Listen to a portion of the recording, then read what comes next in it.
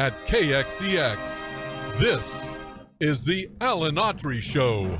No retreat. And so, my fellow Americans, ask not what your country can do for you. Ask what you can do for your country. Mr. Gorbachev, tear down this wall. What the hell's going on out here? Everybody grabbing out there. Nobody. That the only thing we have to fear is fear itself. Today, I consider myself the luckiest man on the face of the earth. I'm not fearing any man. Mine eyes have seen the glory of the coming of the Lord. So, 5 seconds left in the game. Do you believe in miracles? Yes! Unbelievable. Free at last! Free at last! Thanks Almighty! We are free at last!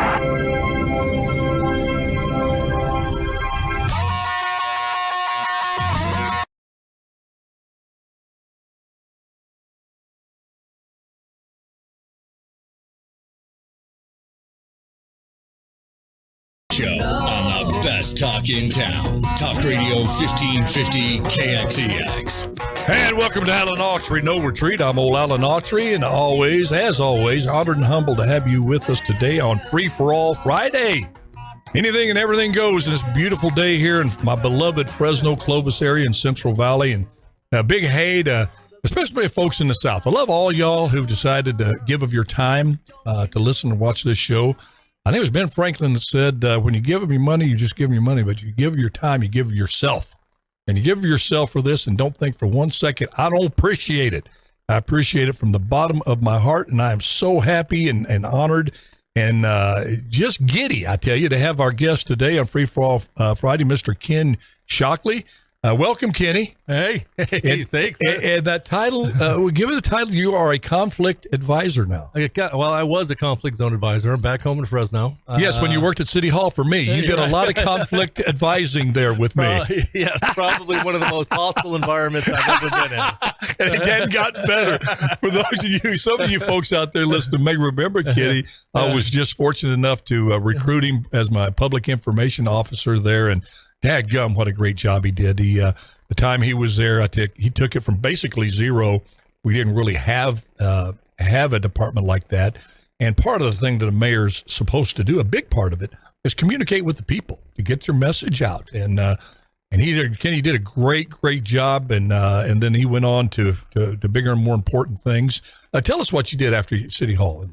After I left the city, me and about 1,100 other people were laid off during the Great Recession, and I was fortunate to find a job. I was recruited by the State Department, and went to training, left Fresno, had to throw everything in a box and, go on. I had a young son getting ready to start college, and so I took a job as an advisor with the State Department. Went through training in the East Coast and went to Iraq for 13 months.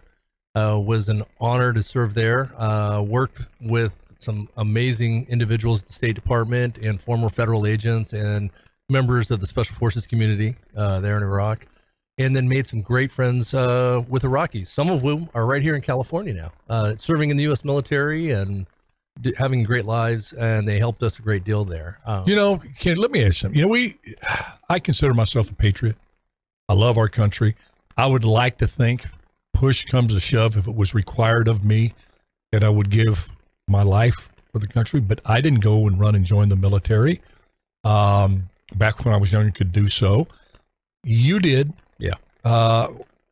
What made you join? What? Because I tell you, I guess I'm Captain Obvious when I say, when you do something like that, it's no joke. You're putting yourself in the line of fire, and for people, a lot of people you don't agree with here in this free society called America. Right. What was at work inside you that made you do that? Well, I came from a family where everybody had served generationally. My grandfather was a World War II vet. My dad served in Vietnam. So serving wasn't foreign to me. When I was a kid, I spent my summers at Camp Pendleton in a program called Double Pups, which is a great program. They still have it. You go out and pretend. So you had it in your blood, brother. Yeah. I was raised with service. But I grew up poor in Southeast Fresno. I lived in the Cowan Butler Park area of Southeast Fresno. Didn't have a lot of opportunities getting out of high school. I tried to play college football, and I was just a tall, skinny kid without enough potential. And so I joined the military when I was 17 years old. And it was... Can you get in the military? Back then you Did you fudge? Oh, okay. No, back then you didn't get one of those fake IDs like you did by the beer, huh? Yeah, no. I had the worst fake ID in high school. I remember taking it out. I took it one time. Anyway, that's another story. Go ahead. But yeah, you could back then, I just took the written test, did well on the written test, and they pulled me right in.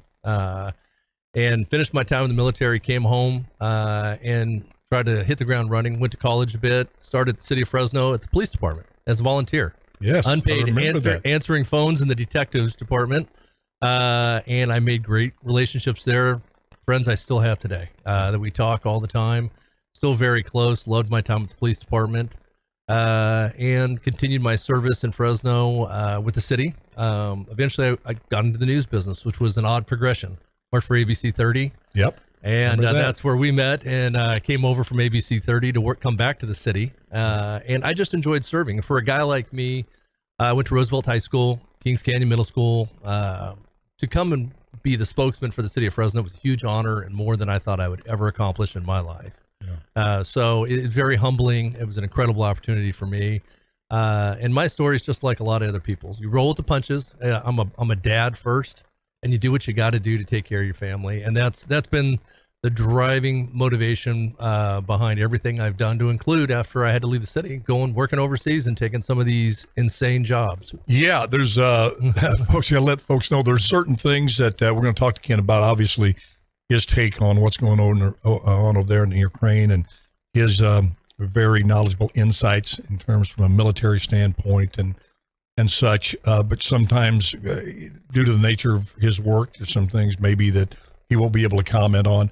But before we get into that, let's get button up kind of the person. You have a son, Eric, who's... I do. My son Eric, he served in the California National Guard. Love that kid. I remember that kid. He was a chip off the old block there. Bouncing around City Hall, God, yes. And he's doing great.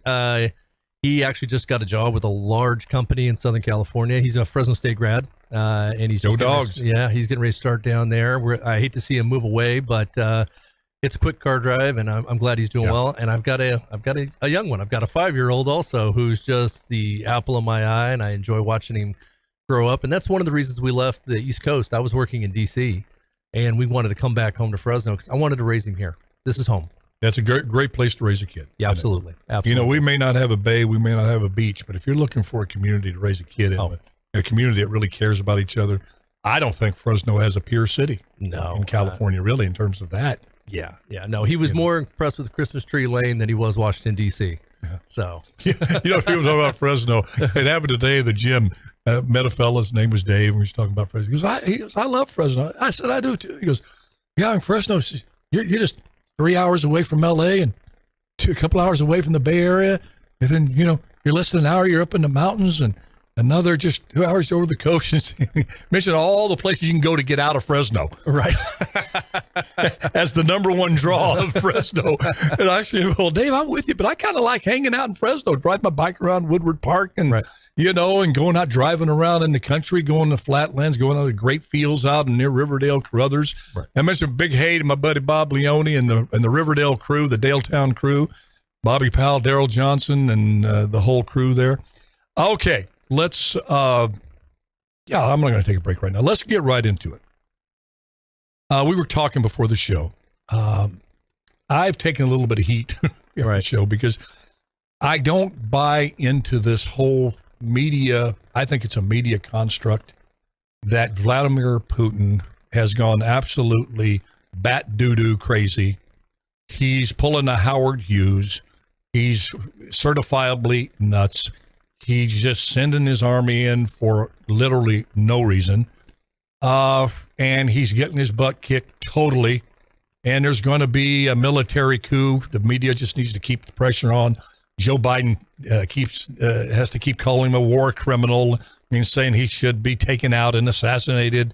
And you're going to wear this dude down. He's either going to play Russian roulette with 6 bullets or he's going to withdraw. I just don't buy any of that. And by saying that, please, folks, I don't support Vladimir Putin. I don't support what he's doing, but I live in reality. I'm sorry. It's a malady I have in me. God gave me a little bit of common sense. My mother and father nurtured that common sense a little bit. If you want to talk about faults, I have a list a mile long. But one of the things I try to hang on to, hopefully to the bitter end till I'm in my grave, is a little bit of common sense. Right. And the equation doesn't add up. And my question to you, Ken, because we talked about it, you're trying to understand a man with a Western point of view. And Western's not a geography. Right. We're talking about ideology when you talk about the Western world. It believes in democracy, free markets, individual freedoms to say what they want whenever they want to. And the Eastern mentality, which is based around some dictatorial powers, yes, some freedoms, but they are rationed out under the umbrella of a tight dictatorship. They feel that's the best way to have a civil society. Right. You get the anointed in power. They know better than the masses, and then you treat the masses good. Right. Okay. Now, Ken, you were saying that you feel that the Russians are back on their heels. First of all, I just spewing out here. Right. I want your feedback on that. And I know you've never been. Here's one dude at City Hall that told me what I needed to hear, not what I wanted to hear. And I'll be eternally thankful for him. Much the dismay of some. Oh, I hear, you had the ones that would tell you, he's going to tell you what you want to hear, this and that. I go, well, to get Kenny, I got to get Shockley's take on this. Right. So the number one thing that I just said about, you think Putin's crazy, you think it's just a total disaster. And so just give me your take on that. Well, we know that the Russian economy is not what it needs to be or should be. I think there's a couple things going on. One, if you look at the money, and with any conflict, that always plays a role. If you look at the Ukraine, they are sitting on one of the largest reserves of minerals and natural resources in Europe. So there's a financial aspect to owning a piece of that territory. Plus some of the best prime farmland in the world. Exactly. The wheat and grain production there, and then the minerals, in which we're learning, especially as a world that's trying to get away from oil. Minerals are becoming the new oil, right? We're learning that here in California even. They're trying to mine minerals in Southern California now. So there's a lot of that going on. So there is that motivation. In terms of NATO, yeah, he does see NATO pushing on his borders and influencing them. A lot of the former Warsaw Pact nations are now members of NATO. Now, rationally, do we think Europe and NATO countries are going to invade Russia? I frankly don't think that's a legitimate fear that he has to face. However, he will lose more influence and things of that nature. And I'm sure he sees that as a threat. There's a lot of false information that was put out there that I've seen. I have a lot of Eastern European friends that are from NATO nations that I served with in Afghanistan, and they bought in. Some of them bought into that notion of, well, he's denazifying parts of the Ukraine. These guys have tattoos, and this is their thing. I can't speak to that. I haven't been to the Ukraine. I don't know, but I just don't see it. And I've met people that are truly evil in this world, and I don't think you could have a Jewish president in a nation that was run by Nazis. I just think it's a little counterintuitive. But this is a huge propaganda war. You don't know what we were talking about. On both sides. On both sides. You don't know what to believe. And then you throw America's propaganda in. Yeah, and you throw our propaganda machine in on top of it, and you're just left kind of scratching your head. And then even if you see photos of stuff, you're still wondering a little bit. And again, it goes back to that, our ideology, how we think. Right. The wars we have fought in this country has always been on somebody else's turf. Right. From World War I over in Europe, World War II over in Europe, our boys and girls went over there to fight. We didn't fight it in the streets of Boston or the streets of Fresno or the streets of Birmingham, Alabama. We didn't do that. Vietnam didn't do that. Right. The closest thing we got was when 9/11 happened. Right.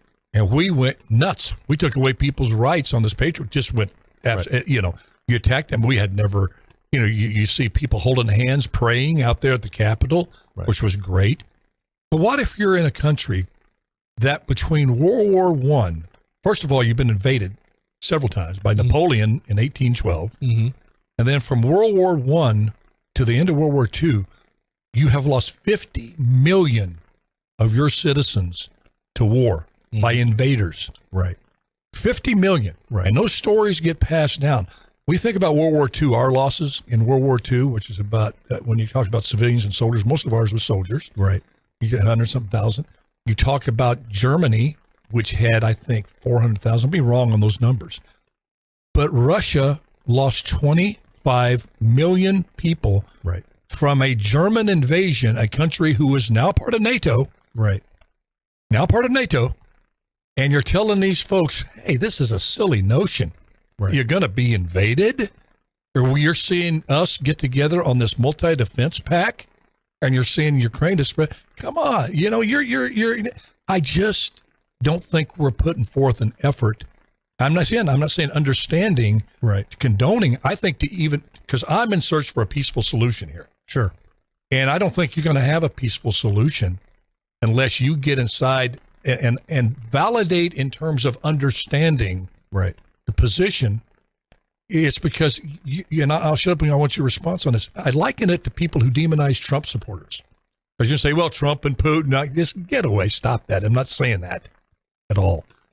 But they say the 80-something million who voted for Trump were Trump people. They idolize Trump, that if Trump went away, that 81 million people wouldn't believe in non-burdensome taxation for individuals, families. They would suddenly be pro-choice and not pro-life.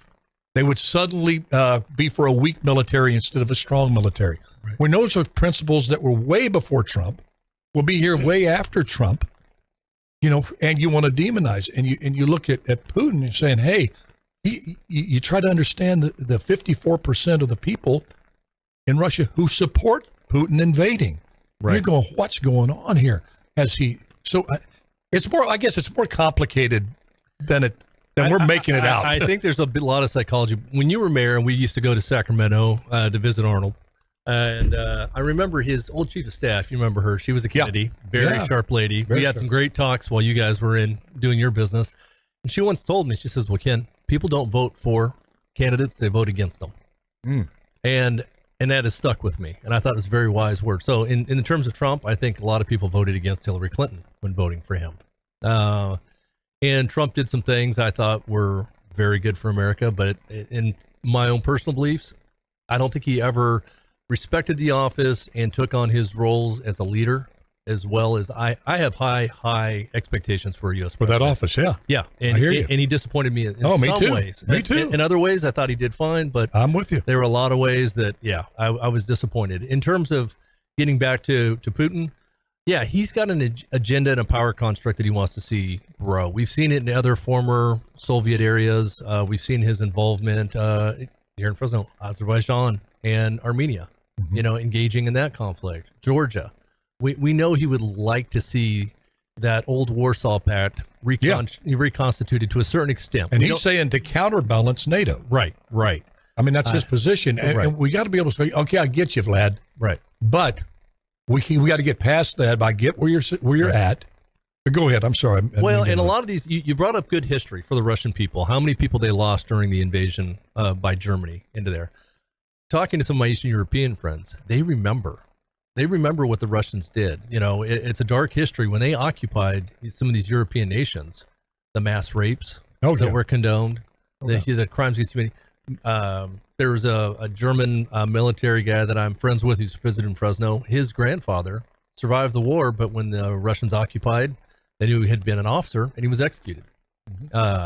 There's no doubt. So people remember these things, and these European histories have. I mean, it's almost just like when I was in Afghanistan. You're dealing with this tribal history that goes back hundreds and hundreds of years, and so it's a very complex issue. But in terms of today with Ukraine, I think that the big prize is financially driven. The Russian economy is not great, although they've been smart maneuvering around the sanctions. I noticed this morning where they've raised interest rates in Russia, and which has brought the ruble back up. They're manuevering, they're partnering with China to the best extent. Exactly. And this whole thing, Germany went and,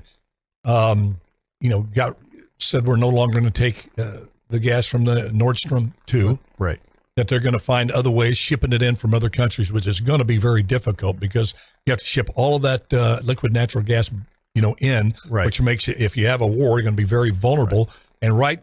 And as we speak right now, Russia has signed a deal with China to ship that Siberian energy through a pipeline, through their Belt and Road thing to China.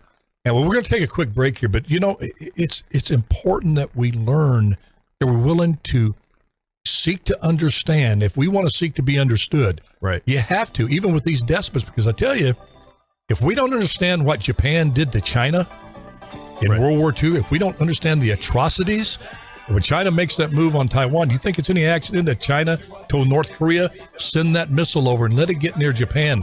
Oh. They have long memories about what happened, the atrocities there. Absolutely. And it's just complicated, folks. And to have a simplistic solution is something that could be very, very dangerous and cause more deaths. This is Alan Autry, No Retreat. We'll be right back. Don't you go away. And there's beer in Texarkana, and we'll bring it back.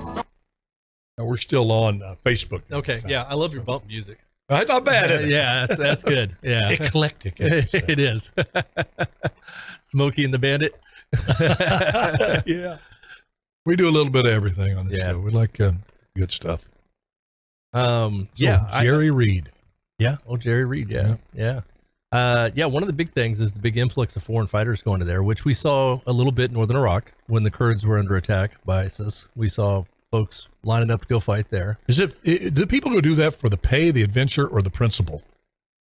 Here's my impression. When I got over to Iraq, and because you're talking about mercenaries, right? Yeah, they're mercenaries, but they're professional soldiers, right? It's the moolah, right? Well, but here, my call sign in the military, because they, I had Americans, Hungarians, myself. I was the boss. I was in charge, and I had 350 guys under my command there, and they were calling us mercenaries as a jokingly, and we had to use the U.S. military net. My call sign on the net, first they tried to make it Mercenary 6, which I didn't like, and then eventually they changed it to Hessian 6. Hessian 6. Yeah, because Hessians were just professional soldiers that were farmed out to everybody over the years. Mercenary does have a bad connotation. Yeah, it kind of does. And I think a lot of these guys, that's all they know. When I got to Iraq, I was just amazed. A lot of guys got out of the military, and then they began working for Triple Canopy or Blackwater, and there was a professional progression. It wasn't college. It wasn't get out of the Army, go to college, which is why I joined. Mm-hmm. It was go to Blackwater, go to Triple Canopy, go to work for the State Department, go to work for the CIA as a professional security guy, and you'll rise up, you'll make big money, and you'll have a great career, and you'll travel the world and see exotic things. Yeah, I'm going to ask you a question. You may not be able to answer. Yeah, because I just want to be really truthful. Right. CIA, the OSA, and the KGB. Who was more brutal in their operations? I don't know. It's a push, isn't it? I don't know. I think the CIA has more oversight than the KGB did. So you think it's about a body count? Who's killed more overtly? Tactics are one thing. I've seen some stuff. I'm just putting truth on the table, man. Yeah, it's a dirty, dark world out there, and you can't be out there playing. I think in the past, people were understanding. People understood that. People understood how the sausage, was made. Nowadays, they don't want to know. They don't want to know the uglies. Yeah, that goes behind this stuff. But the truth will set you free, but first will make you miserable. Absolutely, I remember you saying that. And me, I'm just like a wounded fawn looking for refuge in the forest, just trying to chase that elusive butterfly of love. Good luck with that. 30 seconds. Oh, if you don't laugh, people say, well, why are you laughing? What are we supposed to do, folks? We got to laugh through the tears. Oh, absolutely. It does that. Goodness gracious. Yeah, I'm the worst about gallows humor. My wife tells me all the time stuff isn't funny. You think there'll be a USO tour go over the Ukraine? It'll drags on long enough. Well, if it drags on long enough, it will. Send Chris Rock over there and see if Will come over there and they can do their routine together. Yeah, we'll see how. I want to hear your thoughts about that. 5 seconds. All right, here we go. 5 seconds.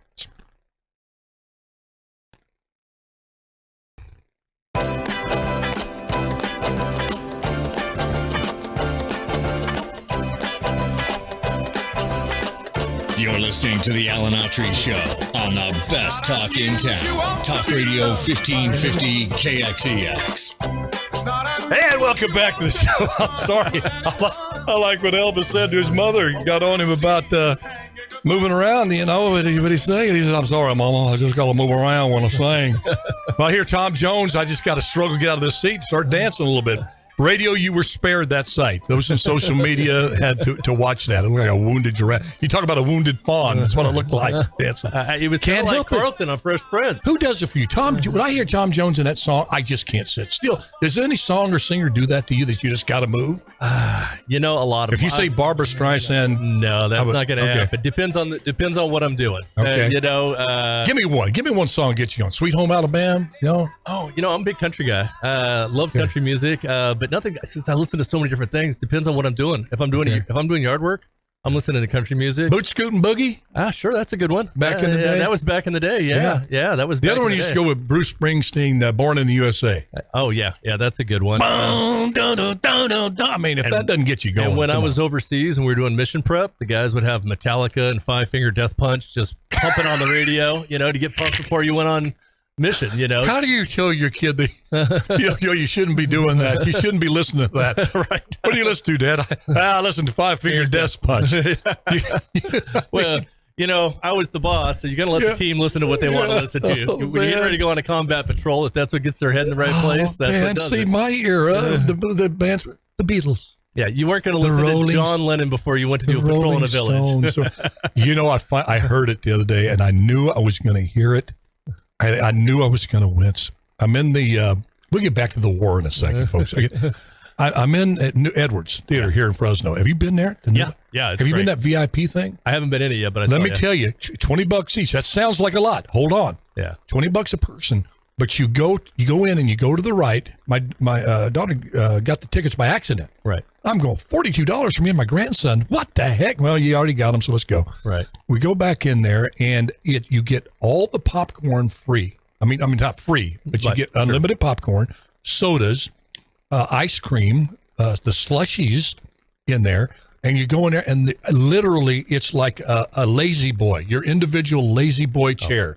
And I'm sitting there with leg room out to here. People, you don't have to move at all when somebody walks by. But anyway, we're in there watching this movie, Batman. Okay. Dark movie. Right. My 11-year-old son go, what are we doing in here? I mean, it just started, but he kind of liked it. He hit his eyes when the bad stuff came on. But they did a trailer prior to the show for the new Elvis. There's a movie Elvis, but Tom Hanks is coming out. Oh, wow. His biopic. You got to go on Google, go on YouTube and see this best trailer ever. I'll check it out. Yeah, it's great. So they play that. And I'm getting goosebumps, but it's getting towards the end, and I'm looking around the age people. I'm going, I can't wait for this movie. Trailer ends, so there's silence. Right. And I hear this little voice go, "Who's Elvis?" And the answer was, "He's an old singer." Oh my gosh. Who's Elvis? And then the return is, "He's an old singer." Yeah. And I go, man, time marches on, doesn't it? It does. That's Elvis freaking Presley, man. I still remember the day he died. Oh gosh, I was getting chewed out by my mother. Yeah, and it came across the radio. Yeah, and it saved me. She started crying. Yeah, she was so upset. I get it. That I was no longer in trouble. I'll tell you, man. Yeah. Let me tell you, I can remember where I was when Kennedy got shot. Yeah. John F. Kennedy. I was in 6th grade class, Mr. Cole's class. Dickie Andrews walked in, whispered into Mr. Cole, our teacher's ear. Yeah. He started crying, told us what happened. And where I was when Elvis, I was on the veranda in Tampa Bay. We were getting ready to play the Tampa Bay Buccaneers exhibition season. And got the news, and I was just devastated. I got cut the next week. It wasn't a good week. Right. Elvis dies, and I get fired by the Packers, They made an actor out of me. Okay, where was I? Okay, good. Okay, the Ukraine war. All right. I could tell by the look in your eyes when we talked about this before the show. I believe, and I want to hear it now because you're the soldier and you understand these things. You've seen these things transpire probably more than you want to. Right. I believe, God, I can't believe I'm going into this because my emails around town, my phone calls and texts. What are you saying, supporting Putin? I'm not supporting Putin. Goodness gracious. Right. To know the enemy and realistically look at the enemy. Let me draw an example. Okay. Bear with me on this. Okay. Because I don't want people to get the wrong impression. It seems like every show, I preface it with saying, I do not support Putin. He should not invade it. He needs to get his butt kicked, get out of there sooner the better. Right. But it's like when I was playing football. We talked about when Elvis dies in Tampa Bay. I use a lot of sports analogies, if you haven't noticed by now, listening to the show or watching it. But I just despise the Raiders. Right. But there's something about them. When I was a kid, I didn't like the Raiders. I don't know, the pirate thing, macho thing, where they come in. And most teams had the thing, the New England Patriots. Right. The Green Bay Packers. We had a packing plant. The Philadelphia Eagles. Right. The New York Giants, but there's the Giants. The Giant can be nice. You look at the Raiders. If you look at that and you look at the definition, the Raiders go into your village. They raid you. Yeah. They pillage. They rape. They do whatever. The Raiders, and they just tried to live up to that. I hated them. And before I became an NFL football player, we were getting ready to play them. I was a quarterback. And they had a good team, really good team. Now, it didn't do me any good to have the offensive coordinator come in and use our time prepping for that game going, the Raiders are horrible people. Right. John Matuzak ought to be arrested. They ought to get these guys are a bunch of criminals. And you know the old joke? You know how to get a Raider to stand up? How's that? Say, will the defendant please rise? but that didn't do any good. Right. Because they were good. I needed to know their game plan. I needed to look at a lot of film, how they do things, why they do things. Right. Get inside the head of the Raider defense. Right. The defense had to get into the head of the offense of the Raiders. Right. Study them if you were going to defeat them. Right. And one thing you said, I may not like them, I hated them, but I had to respect their ability to play football. Same thing with Putin. Right. If you don't respect the ability of him to wage war, if you don't respect his tenacity, right. If you don't respect his absolutely unwillingness to lose, right. He's not going to lose. We know enough about this right now. His ego. Here's the bare-chested dude out there. If you don't know that by now, right. Okay? He ain't going to tuck his tail between his lips and run from a comedian. Saving face is going to be a huge issue for him. You think he's going to run from Zelensky, a stand-up comic? In his mind, that's what he's thinking. Right. And my point is, I say this, a long preface, because as I said, I'm getting tired of just listen to the show. I'm going to say this. If you're going to listen to 1 minute or get a sound clip, don't listen to it. Don't listen to it. Don't tune me in. Okay? Because you're not going to get, I'm not a fast food show. I'm a sit-down dinner. There's more to it, and I think we all have to be talking more in depth about things.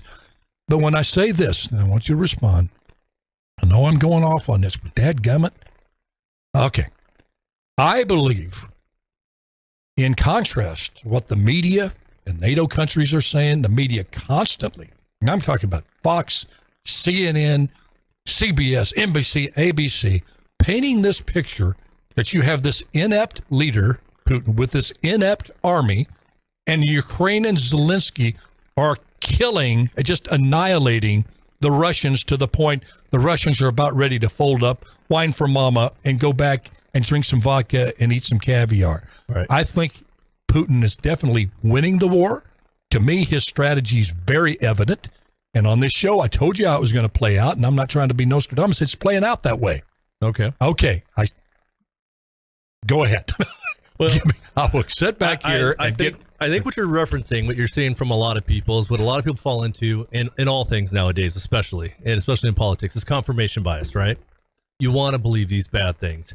You want to believe that the Russian military I like that phrase, confirmation. It's confirmation bias. Consider it stolen. Yeah, you want to believe these things about Putin that are put out when you hear that when people start comparing him to Hitler in the bunker. You want to hear that, because what does that lead to? That's going to lead to ultimately failure, or the notion that the Russian people are going to rise up and overthrow him and kill him in a happy ending, right? Hanging out Mussolini. Right, exactly, right. And, I hate Putin. I hate what he's doing.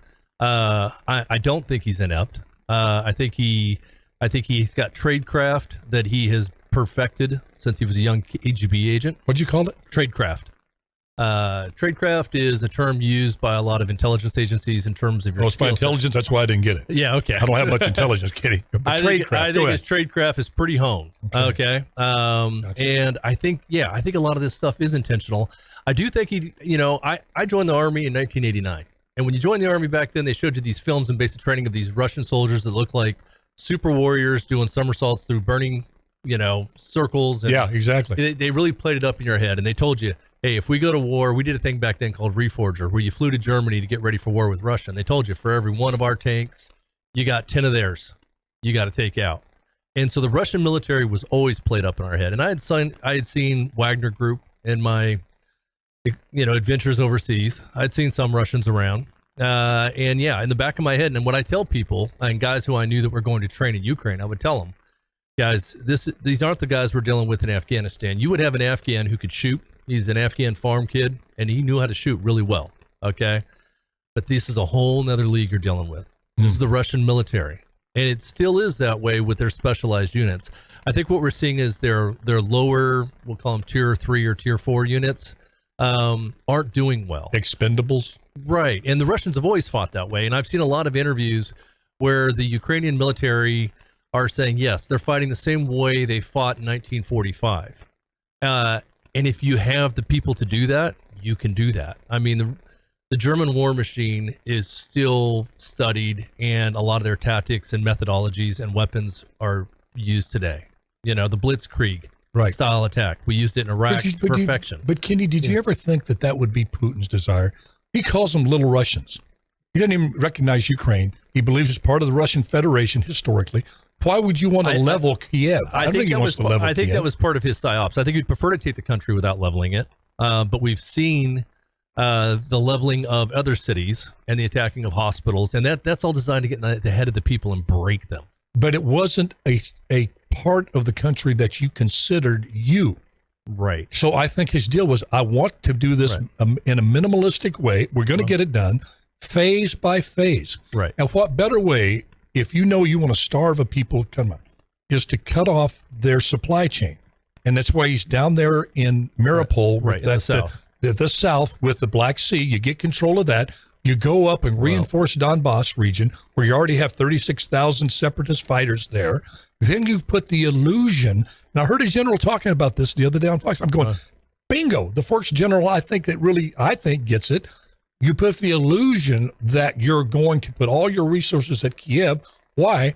Because you don't want to see your capital fall if you're Zelensky. So you're going to suck all your resources there to defend Kiev, when down here, you're planning for your withdrawal. Once you get Donbass solidified, you get that Mariupol and that area down to the southeast done, and then you say, okay, let's sit down and talk. We won't level Kiev. We'll pull out. And we have this. You say we're never going to join NATO. You're going to stay in great. And by the way, lift the sanctions, and then we're back in Russia. And he may be working at kind of a East Germany, West Germany type model, like we saw after World War II, when NATO and the West pushed on them and did the Berlin airlift and things of that nature. But what he's going to learn, and what he's learning now, and I think where they were surprised is, and like we dealt with, say, in Afghanistan. Okay, in Afghanistan, we would hit targets. There was one guy we were after for a long time, and he got wounded. We had good intelligence that he was wounded. Where did he go? He went to Pakistan for medical treatment and came back. Well, was he a big shot? He was a big shot. Okay. And they could move freely back and forth from Pakistan to Afghanistan. Baghdadi big shot, or notch below, but big shot? Taliban big shot. Okay. And of course, we also had the Quds Force, which was the Iranian, elements that were supplying these folks. So when you've got, what we were dealing with, I was in the area near Zirko Valley. Any other veterans that are listening, they're very familiar with Zirko Valley. Most people have never heard of it, but it could be hell on earth real quick. You go into Zirko Valley, it's a fight. Okay? Called Circle? Zirko Valley. Zirko Valley. You go, I saw a command sergeant major who went down there, who was an Army Ranger, and he lost his life there, and it's demoralizing, when you take those kind of hits in there. It's kind of like Little Bighorn. We didn't turn into Little Bighorn. We won that day, but it was tough. But it was tough. Okay, it's tough. But the point is, you had the Iranians feeding the insurgent forces through there with supplies, money, whatever they needed, their motivators to serve the Iranian cause. And the Iranians were in Iraq and Afghanistan on both sides, making life hard on us. You don't hear about that very often. No, you don't hear about it on the news. And then you had Pakistan, who was passive about letting the Taliban use those tribal areas. So now what you're going to see in Ukraine is you're going to see Poland, Romania. You're going to see all these other bordering nations aiding and being used for funnels. I know guys that are in Eastern Europe right now, I won't say where, but they are on the team, the extraction teams. They're going and getting people, and they're traveling. They're going all the way to Mariupol. So you're actually seeing that. So it is happening right now. There's all of this talk about Putin's tendency to use false flags. Right. And for those who don't know what that means, it means you go in, you actually create an incident. It gets its roots back to the Reichstag back during Hitler before he took over. Right. There's a big fire at the Reichstag, which is the equivalent of probably the Congress Hall there. Right. And it was the communists that were going after Hitler, right. and most historians believe that it was actually Hitler and the SS that created right. that and blamed it on the thing. So the false flag. So if they came out, the Russians, and said, "Hey, we got Polish troops in here, right. we got Lithuanian troops in there," what are the chances our media would say that's a false flag? Probably pretty good. Probably pretty good. We were talking about the attack that's on the news today. The Russians are claiming that the Ukrainians took 2 Hind helicopters, flew them through extensive air defense networks the Russians have, which are the very best, flew it over into the Russian border, hit an oil refinery facility, which I'm sure the Russian military is using for their vehicles, and then somehow made it back out. And you think that's got false flag written all over it? I do, because it would justify raising the level of engagement by the Russians, because they are, even though they don't need it, they're still looking for, justification to use more force. I do think surrounding Kiev is a good idea, because it's requiring the Ukrainian military to keep valuable resources there that could be used elsewhere. And I think you're dead on with that analogy.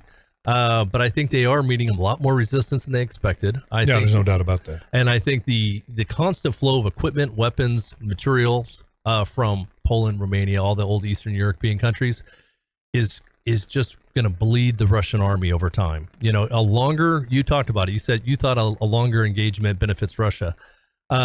Perhaps in one way, but in terms of losing people, it doesn't. Here's what I think Putin's been. The toughness and tenacity of his own people. Right. Excuse me. I think he believes if it becomes a war of attrition, right, our people are used to living with less. Right. We have a history of overcoming suffering. Right. The West does not.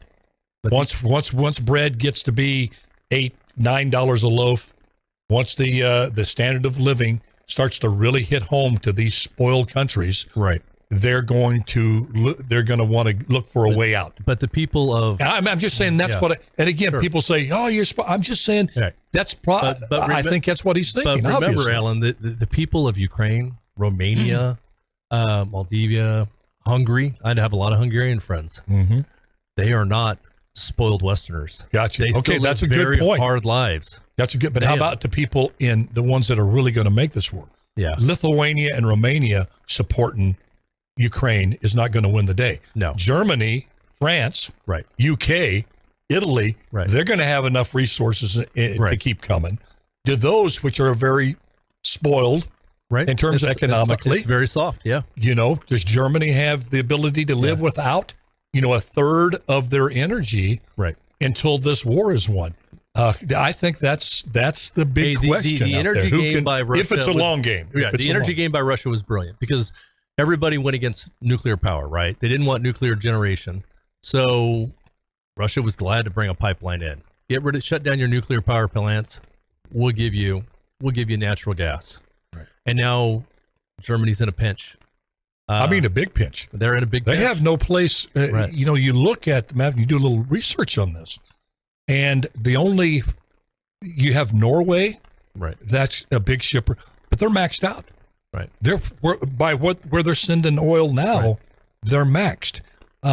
You have, I think, the Netherlands is a little bit of producer, but you look at what it would take even shipping the oil and the liquid natural gas in. You have to have the refineries built, which could take years and years to build to turn it into a product that you could actually use in Germany. I don't know what they're going to do. I mean, they've got, who knows? I mean, who knows if they'll have to look at going back to nuclear to a certain extent. But again, you got to construct. Yeah, I don't know what they did at one time, have those facilities, and I don't know if they can flip the switch and turn them back on, or if they're going to have to start from scratch. Yeah, and Putin, he's got his long game. It's called China. Yeah, and this whole new alliance that's emerging is a whole other show. I'd like to have you back on to talk about that strategically, because you're looking right now. China and Russia met. Xi Jinping and Putin said it's a new era of cooperation with no limits. You're seeing India and Pakistan staying neutral and not condemning Russia. Right. So you look at this new Warsaw Pact, if you will. Right. Russia, China, India, Pakistan, two odd bedfellows, I'll agree with you. Right. A nuclear power in North Korea. And you're saying, my goodness. I think at the end of the day, India will be on our side because remember, there's a huge conflict between China and India.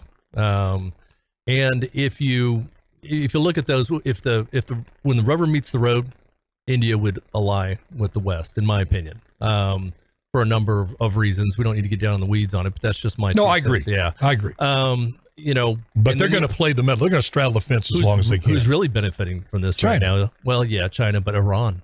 Oh, Iran's gosh, yes. Their game, they have been attacking because I'm still a contributor. I still do a lot with the Kurdish government. I'm in the northern Iraqi media for the Kurds all the time. I have good friends there. Did a lot of work with them back when I was there in 2013. That's a tough bunch, isn't it? Those Kurds. They are My tough goodness. people. They do not. Their women are strong. They fought against ISIS. They're men. Yeah. I mean, it's just good people. And it's going from Baghdad to Erbil and Sulaymaniyah, where I was at, it was like night and day. Just the culture, the people, completely different. But Iran has been launching attacks since all this started. And it didn't hardly hit the news here. They launched a series of missile attacks that landed near the U.S. facility. Of course not, because the media is backing up this disastrous negotiation, which has Russia and China negotiating on our behalf to get a nuclear deal. I said the other day, it's like an alligator, a snake, a boa constrictor, right? With a snake negotiating for the mouse. I said, what are they negotiating? Who gets to eat the mouse first? Well, it was surprising. The mouse to me being the United States in that analogy. It was surprising to me that nobody in the United States knew just how engaged Iran has been in the war in Iraq and Afghanistan. How many Americans are dead? Why do all roads and violence lead back to Iran? Well, pretty much every world conflict leads back one way or another the Persian Iran. Empire. Yeah, they, we all know Iranian people, especially here in our community, great people. Yes. We also know a lot of Christian refugees who had to leave Iran, after the fall of Shah. But they've got ambitions that come before their people. Great people there, but their government is severely flawed. Well, it's a theocracy. Right. And that comes above everything. And, right. See, I'm worried about them in Saudi Arabia getting it. Okay, we were going to take a break, but we're not going to. I want to get into this. Interested to what Kenny has to say. I know that you all are too, to get it from somebody who knows, been on the ground from his perspective. I want you to give me your opinion on our leadership, the United States, in all this. You would think, historically speaking, the United States would be the lead negotiator, the lead seeker of peace. There's not been a time where the United States abdicated that leadership role in a crisis situation around the world. Yet we clearly have. It's France. Macron has stepped up. Even Naftali Bennett from Israel. Putin will talk to them. But you have Joe Biden basically missing in action. And after his horrible performance over there, where he just misspoke and just said some things that were just, we could run the litany down. We don't have time. I want to get to your reaction on this. But today he says that it looks like Putin is being isolated from people, and he's not getting good information. And first of all, question number one, how in the heck do you know that? What intelligence expert is telling you that? And number two, coming from the most isolated president in the history of our country, you were kept in a bunker throughout the election.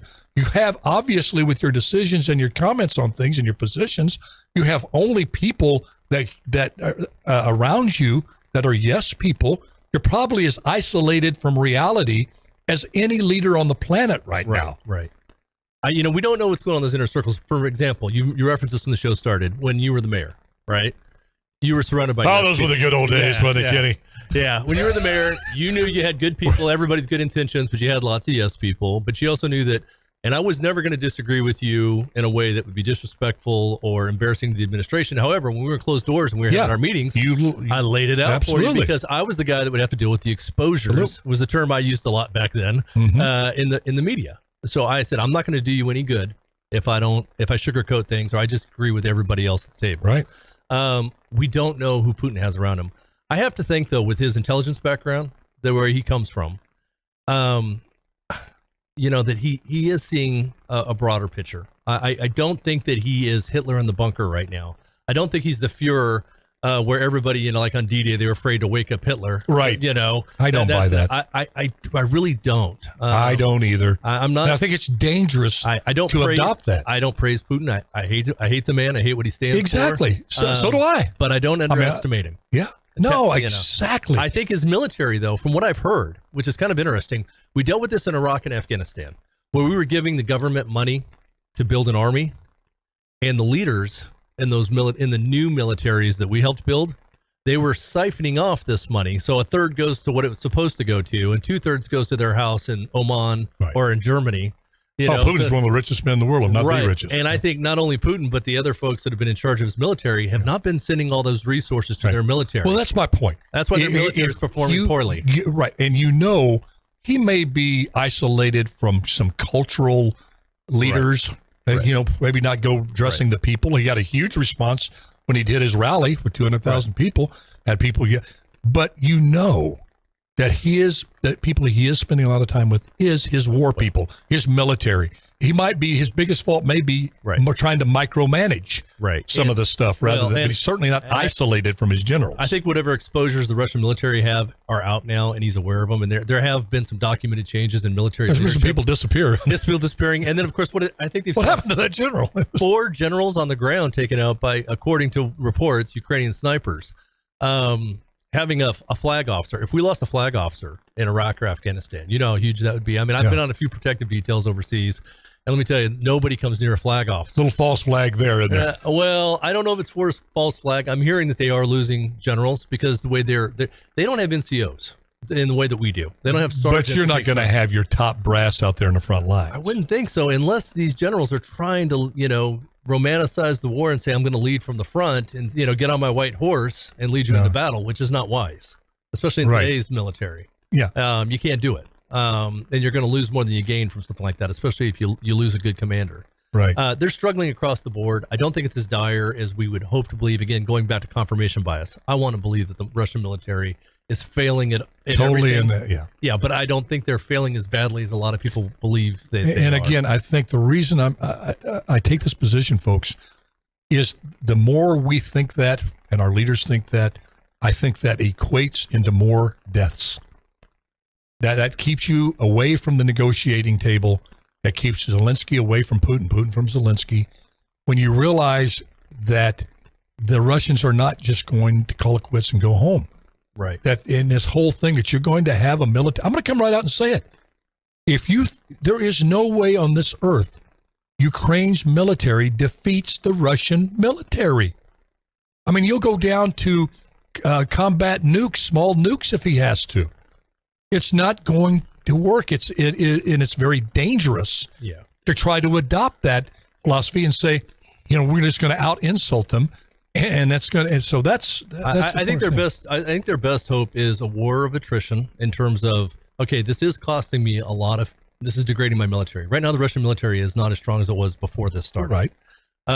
And yeah, if you can get him to the table and you can reach an agreement where he doesn't lose face, then I think that's our best hope. And you're going to have to give up some of Ukraine. And you're going to have to give up the Donbass. It's just a hard pill to swallow for Zelensky, but he's going to have to do that. And fingers crossed that this doesn't cross a border. Right. Oh, Kenny, this has been great, buddy. When we hear Roy and Dale come, we got to go. Thank you, folks. Ken Shockley, thank you all for tuning in on radio. Thank you all, social media. Gosh, I love y'all. God bless you. God bless your families. God bless America. And God bless those folks over in Ukraine. We'll see you on Monday. Bye-bye now.